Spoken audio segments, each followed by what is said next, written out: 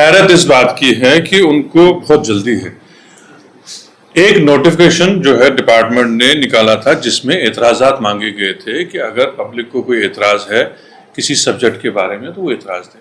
ہمیں اعتراضات لوگوں سے مانگے تھے اور ایک یہ ڈیموکریٹک سسٹم کا ایک جو ہے مین ایک جو ہے طریقہ کار ہے. اس اعتراضات پہ ہم کو بہت جو اس کا جو ٹائم پیریڈ تھا اسی دوران بہت اعتراضات آئے ہیں. اور ہمیں خود بھی گورنمنٹ کو یہ احساس ہے کہ یہاں کی جو لینگویج ہے خاص کر ریونیو کے حوالے سے وہ اردو ہے. اس کو اس سے دور نہیں کیا جا سکتا، نہ اس سلیبس میں نہ ریکروٹمنٹ میں. کیونکہ اگر ریونیو کے جو افسران ہیں اگر وہ اردو نہ جان سکیں، اردو نہ پڑھ سکیں، اردو میں وہ جو ہے سارے ڈاکیومنٹس نہ جانچ کر سکے تو کوئی ان کی افادت نہیں ہوگی، ان کی کام کرنے کے طریقے میں بہت دقت آئے گی.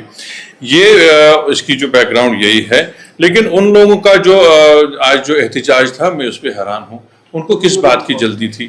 کوئی ایسا وہ نوٹیفیکیشن دکھائیں جہاں گورنمنٹ نے اردو کو اس سلیبس سے نکالا ہے یا ریکروٹمنٹ کے پروسیس سے نکالا ہے. آپ کی چینل کے مادھیم سے میں ان سب سے گزارش کروں گا کہ اگر کوئی ایسا نوٹیفیکیشن ان کے پاس ہے جس سے اردو کو اس سلیبس سے نکالا گیا ہے یا ریکروٹمنٹ کے رول سے نکالا گیا ہے تو ہم قصوروار ہیں. ان لوگوں کو اس بات کو کی جلدی ہے کہ وہ لوگوں میں جو ہے غلط فہمی پیدا کرنا چاہتے ہیں.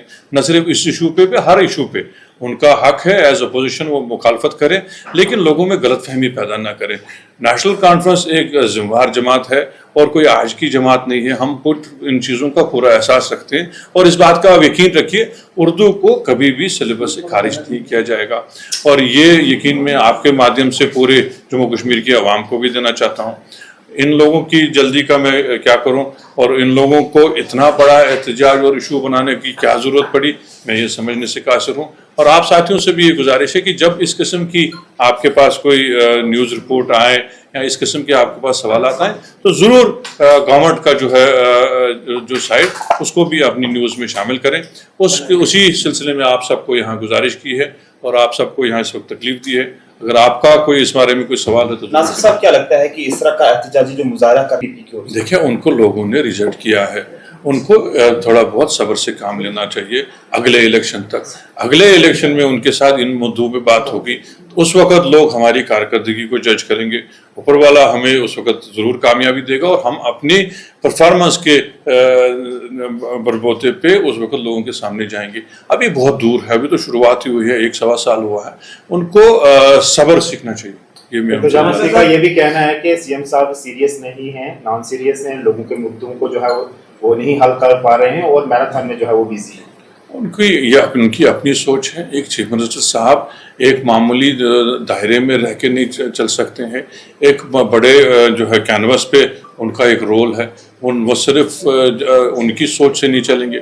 ان کی اپنی ایک محدود سوچ تھی جب پی ڈی پی کی سرکار تھی، اسی محدود سوچ سے وہ چلے اور اس کا خمیازہ ہم آج تک بھگت رہے ہیں. اگر انہوں نے وسیع سوچ سے کام کیا ہوتا تو اس وقت وہ بی جے پی کے ساتھ نہ ملے ہوتے، اور اگر بی جے پی کے ساتھ نہ ملتے تو ہمارا نہ 370 گیا ہوتا، نہ 35 گیا ہوتا، نہ ہماری اسٹیٹ کو ڈاؤن گریڈ کر کے یو ٹی بنایا گیا ہوتا، نہ ہماری اسٹیٹ کو بائیفرکیٹ کر کے 2 یوٹیز میں بنایا گیا ہوتا. اپنی غلطی پہ وہ نہیں دیکھتے ہیں، اپنی سوچ پہ نہیں دیکھتے ہیں، نکتہ چینی کرتے ہیں، کرتے رہیں گے. اور پہلے میں نے کافی ان کو اپیل کی تھی کہ وہ کنسٹرکٹیو جو ہے اپوزیشن کریں، تنقید برائے تعمیر کریں. لیکن ان سے اس قسم کی توقع کرنا میرے لیے مجھے لگتا ہے میری ناسمجھی ہے. وہ اس قسم کے معیار پہ سیاست کو کبھی لا نہیں سکتے. جناب ان کا جو یہ سوچ ہے ان کو یہ سرکار ابھی 2 سال تک دیکھی ہے، ان کو یہ سرکار 5 سال تک دیکھنی ہے، اس کے بعد انشاءاللہ اور بھی دیکھنی ہے. یہ ان کے ذہن میں بات آ جانی چاہیے. ان کو ٹوٹل جموں کشمیر کی عوام نے ریجیکٹ کیا ہے اور یہ ان کو ایک جو شوق ہے اس سے وہ ابھی ابھرے نہیں ہے. ان کو حقیقت جانچنی چاہیے اور اپنا محاسبہ کرنا چاہیے کہ انہوں نے کیا کیا غلطی کی جس کی وجہ سے جموں کشمیر اس دہانے تک پہنچا. سارا اس وقت اگر کورس کریکشن کر رہے ہیں وہ عمر صاحب اور ان کی سرکار اور ان کے نائب وزیر اعلیٰ اور منسٹر حضرات اور یہ گورنمنٹ کر رہی ہے. یہ سارا جتنی ہی تباہی ہے اس کو ٹھیک کرنے کی کوشش یہ سرکار کر رہی ہے. اس میں وقت لگے گا. آپ دیکھیے پچھلی دفعہ جب نارمل اسٹیٹ تھا، ٹرانزیکشن آف پاور ہوتا تھا، اتنی دقتیں نہیں آتی تھیں. آج बिल्कुल नया एक एक्सपीरियंस है। पहली दफ़ा यूटी में सरकार बनी है, पहली दफ़ा यूटी में इलेक्शन हुआ है, पहली दफ़ा यूटी में हम काम करना सीख रहे हैं, और कोशिश हमारी यही है कि हम किसी तरह से यहाँ की डेवलपमेंट को आगे जो है ले चलें और शिद्दत से ले चलें। आप देख रहे होंगे, चाहे आप वर्क्स के हवाले से देखें, नए प्रोजेक्ट्स के हवाले से देखें, कितना काम रोज़ हो रहे हैं, कॉन्स्टिट्यूंसी लेवल पे कितने काम रोज़ हो रहे हैं, लेकिन उनको वो सब दिखेगा नहीं। ये तो एक पहलू है डेवलपमेंट के लिहाज से। पॉलिटिकली भी हम लोगों की ये पूरी कोशिश है कि हमको स्टेटहुड वापस मिले, और हमारी जो कॉन्स्टिट्यूशनल गारंटीज है वो हमको जो है इसी आइन के जरिए से हासिल हो जाए। उसके लिए हम अपनी कोशिश जरूर करेंगे। बदकिस्मती की बात है, हमेशा लोगों को जो है नेगेटिव सोच की तरफ ले जा रहे हैं, और ये मैं आपसे भी गुजारिश करूंगा, आप जब हम पे तनकीद करें और हमसे ये सवाल पूछें, आपका हक बनता है, लेकिन आप लोगों को जो पॉजिटिव्स हैं वो भी दिखाएं। अदरवाइज लोगों के जहनों में एक वो मायूसी फैलती है, एक नेगेटिविज्म फैलता है, फिर उनका सारे सिस्टम से एतबार उठता है। इसमें आपकी भी जिम्मेदारी है कि आप सिस्टम में जो पॉजिटिव्स हैं वो भी लोगों तक लेके आए, फिर फैसला आप लोगों की अदालत तक सोचें और ऊपर वाले की अदालत। पीडीपी के साथ साथ जो है वो किस दायरे से, किस तरह से उनको ये लगा कि हम बीजेपी की बीट, हम लोग ही एक हैं जो बीजेपी के खिलाफ इलेक्शन लड़ के आए हैं। क्या इन्होंने बीजेपी के खिलाफ इलेक्शन लड़ा? जिस पार्टी की आपने बात की, क्या उन्होंने पिछला पार्लियामेंट इलेक्शन भी बीजेपी के खिलाफ लड़ा? तब भी हम ही लड़ रहे थे, आज भी हम ही लड़ रहे हैं और आगे भी लड़ रहे हैं। हमने हमेशा ये कहा है, बीजेपी और नेशनल कॉन्फ्रेंस जैसे रेल की दो पटरियां वैसे हैं, साथ साथ चलेंगे लेकिन कभी मिल नहीं सकते हैं, आप याद रखिए। लेकिन स्टेटहुड की बात आपने की, तो कब तक नेशनल कांग्रेस इंतजार करेगी इसी तरह से यूनिटरी में सरकार जो काम करती रहेगी? हम जमहूरी तौर पे गवर्नमेंट ऑफ इंडिया के साथ काम करके अपना जो हक है वो जरूर हासिल करें। सर, मेरा सवाल आपसे है, जिस तरह से पीडीपी का ग्राफ घाटी में बिल्कुल कम हो चुका है, क्या लग रहा है कि बौखलाहट है या लोगों को जो मिसगाइड करने के लिए जो है इस तरह के हरकम? देखिए, अभी जैसे नासिर साहब ने तो पूरा डिटेल में बोल दिया, मुझे नहीं लगता कोई बोलना मेरे लिए कोई बाकी रहा है। अब जब ऑनरेबल एडवाइजर साहब ने जब बात रखी है, रही पीडीपी की एक बात जो अभी इन्होंने सवाल किया कि पीडीपी कहती है कि हमें दिल्ली में जाके मांगना पड़ता है। मुझे बताएं, जम्मू कश्मीर की, जब जम्मू कश्मीर एक स्टेट थी, उसकी असेंबली में इनके फाइनेंस मिनिस्टर ने क्या कहा था? द्राबू साहब, उन्होंने कहा कि हमें बैगिंग बॉल के साथ हमें दिल्ली में जाना पड़ता है, और कब तक जाएंगे? और ये इतिहास है, जब से देश आज़ाद हुआ और जब से जम्मू कश्मीर की आज़ादी है, 47 से लेके आज तक कोई भी सरकार जो भी दिल्ली में हुई है, उसके आगे कोई भी सरकार कहे कि जम्मू कश्मीर की हमने नहीं दिल्ली से जाके पैसे मांगे, कौन सी सरकार है जो कहती है नहीं मांगे?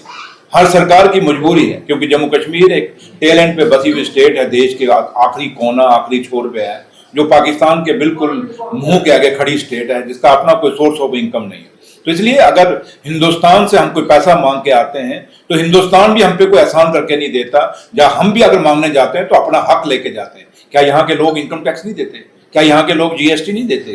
क्या हम लोग देश की तरक्की में अपनी हिस्सेदारी नहीं डाल रहे? जम्मू कश्मीर के लोग जब हम अपनी हिस्सेदारी डालते हैं, यहाँ के जितने भी प्रोजेक्ट हैं, वो बिजली कहाँ जा रही है? देश में जा रही है, जहाँ से पूरा एक रेवेन्यू कमाया जाता है। तो उस हिस्सेदारी में से अगर हम कोई पैसा मांगते हैं तो भीख नहीं मांग रहे। हाँ, लेकिन हमने तो ये कभी नहीं कहा, ना शेर कश्मीर शेख महमूदुल्लाह साहब ने कभी कहा, ना कायदे-जानी डॉक्टर फारूक अब्दुल्ला साहब ने कहा, ना आज के ऑनरेबल चीफ मिनिस्टर मेरे कायद और जम्मू कश्मीर के मुख्यमंत्री जनाब उमरदुल्ला साहब ने कहा कि हमें भीख मांगने के लिए वहां जाना पड़ता है। जबकि पीडीपी ने के खुद फाइनेंस मिनिस्टर वहां खुद महबा जी खुद बैठी होती थी, जहां पे ये बात आप लोगों को आज भी ऑन रिकॉर्ड है, मैं कोई झूठ थोड़ा बोल रहा हूँ। तो वो कहते नहीं थे कि हमें मांगने के लिए जाना, कटोरा लेके मत जाना पड़ता है।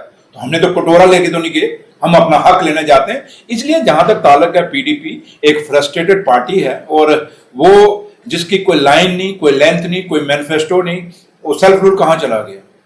उसका मैनिफेस्टो क्या आज तक दिखा? कहीं हमारे जो भी मैनिफेस्टो सामने दिख रहा है, जिस पे रोज बात करते हैं कि बताओ नेशनल कॉन्फ्रेंस ने मैनिफेस्टो में से क्या किया है, लेकिन वो भी तो दिखा दें। वो सेल्फ रूल का मैनिफेस्टो कहाँ चला गया? अपनी गलतियां नहीं दिखती तो फिर मैं वही कह रहा हूँ कि हम उस पार्टी के वर्कर हैं, उस पार्टी के कार्यकर्ता हैं, जिस पार्टी के शेर कश्मीर ने हमेशा हर जात, हर बरादरी, हर मजहब, हर लैंग्वेज को इंपॉर्टेंस दी।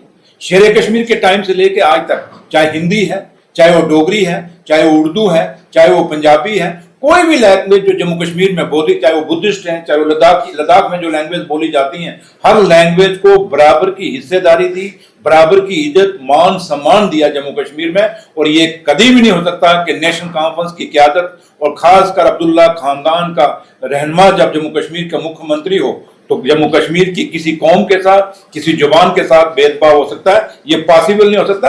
हाँ, अब एक डूबती नाव है जो किनारा ढूंढने की कोशिश करती है, लेकिन किनारा भी उस टीले पे चढ़ती है जो टीला पहले ही टूटा होता है। तो इसलिए वो ऐसे टीले को पकड़ रही है, वो ऐसे रस्से को पकड़ने की कोशिश कर रही है जिस रस्से में जान नहीं है।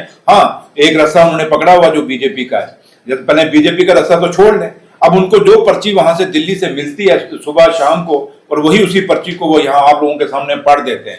तो लेकिन हम किसी की पर्ची पढ़ के नहीं यहाँ बोल रहे, हम अपने कायद का शेर कश्मीर से लेके कायदे सानी से लेके और अपने कायद का आज तक जो रहनुमाई हमारे आपके सामने खड़ी है उस रहनुमाई के मुताबिक बोल रहे हैं। ऑनरेबल एडवाइजर साहब ने, नासिर साहब ने जो बात आपके सामने रखी यही है। तो आखिर में यही है कि पीडीपी ये सोचे कि जम्मू कश्मीर के लोग कभी उनको माफ करेंगे।